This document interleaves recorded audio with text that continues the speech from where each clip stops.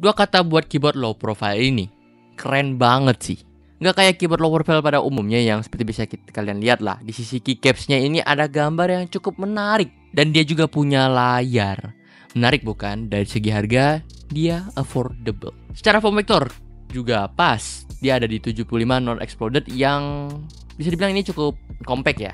Jadi walaupun tombolnya cukup lengkap, punya layar juga ya kan, tapi size-nya tetap enak lah buat ditaruh di meja. Apalagi buat dibawa kemana-mana ya, karena dia low profile. Overall, desain ini tuh beda lah dari keyboard low profile yang pada umumnya yang bisa kalian lihat di sini gitu. Karena biasanya kan pasti ngambilnya konsep polosan, tapi di sini dia ngambil konsepnya yang ada gambar-gambar kayak di Jepangan gitu.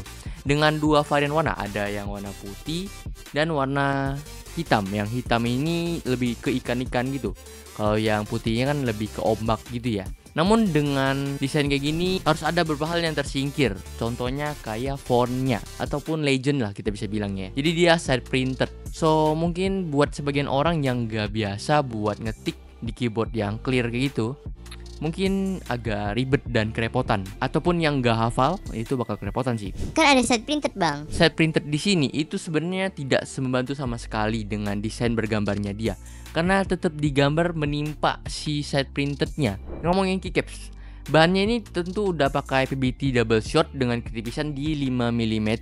Dan surface dari keyboard ini juga kan tenang aja, dia nggak yang lurus tapi udah cukup miring sih. Walaupun memang nggak ada high adjuster ya, tapi dia udah cukup miring. Jadi pengalaman mengetik di sini tuh cukup enak juga. Sebelum kita beranjak lebih detail, gue pengen kasih lihat di bagian belakang nih, mereka nggak polosan ya. Biasanya kan keyboard kayak gini ya polosan aja. Tapi mereka sematkan aluminium yang kayaknya sih sedikit ada fungsi di balik estetikanya. Gue rasa ini bisa jadi pemberat ya, ataupun biar nggak terlalu kopong kalau dia full plastik. Ya bisa disayangkan karena pas kita bongkar di bagian dalamnya rupanya cuma satu layer doang gitu. Kita nggak usah bahas dalamannya dulu, kita coba lihatlah konektivitasnya. Nah, menariknya keyboard ini tuh udah lengkap dari wireless 2,3 Hz, Bluetooth dan juga wired. Jadi udah nggak perlu kalian khawatirkan lagi lah buat si keyboardnya ini. Dan polling rate-nya di sini yang dibawakan udah 1000 Hz juga. Jadi udah aman banget buat ngegame juga. Nah, hasil suaranya bagaimana ya? Dari tapping test sih nggak mengecewakan sih ya, low profile tapi masih cukup oke. Walau kayak gue bilang tadi, dia cuma punya satu layer aja sebenarnya. Ya memang ya harganya juga dia cukup murah ya dibanding yang pernah kita bahas dari merek Nupi ya, kita pernah bahas ya. Dan itu kan sound testnya cukup oke, tapi ya gitu harganya ya kan. Di sini ini jauh banget dah harganya. Ya kalian bisa denger dulu deh suara tapping test kayak gini.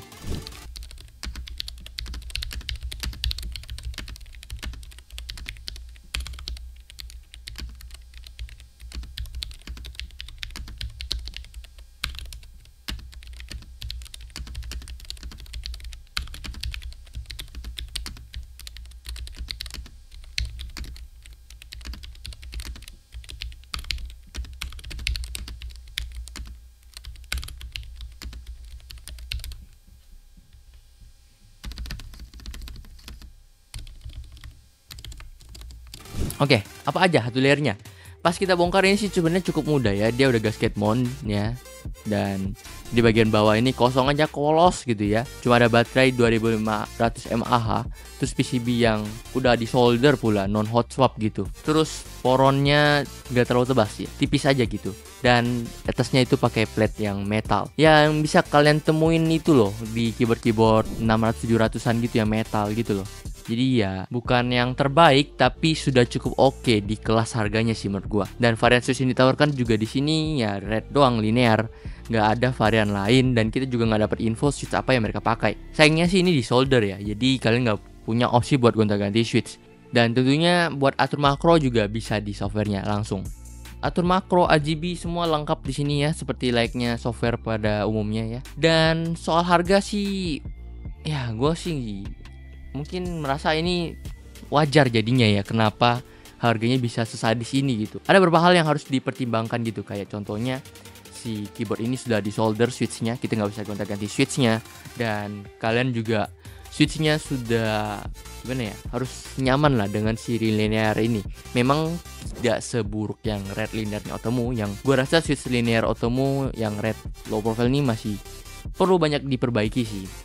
dan di sini masih jauh lebih baik lah. Dan dia juga punya dalemannya yang ada lapis poron foam walaupun tipis, tapi itu cukup oke buat ngedampening si suaranya. Dan harganya ada di 1.114.000. Gila gak?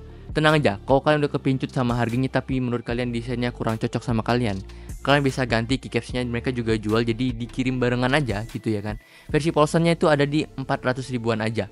Ya kita pakai yang polosan biar gimana ya, satu non tema satu bertema, jadi lebih stabil aja, kayak moodnya kalau lagi pengen polosan langsung pindah gitu.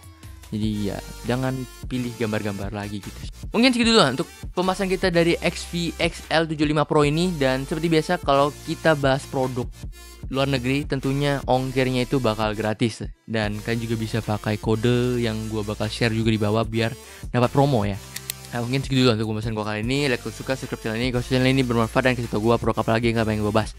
Segitu dulu, gua mau pamit diri. Bye bye.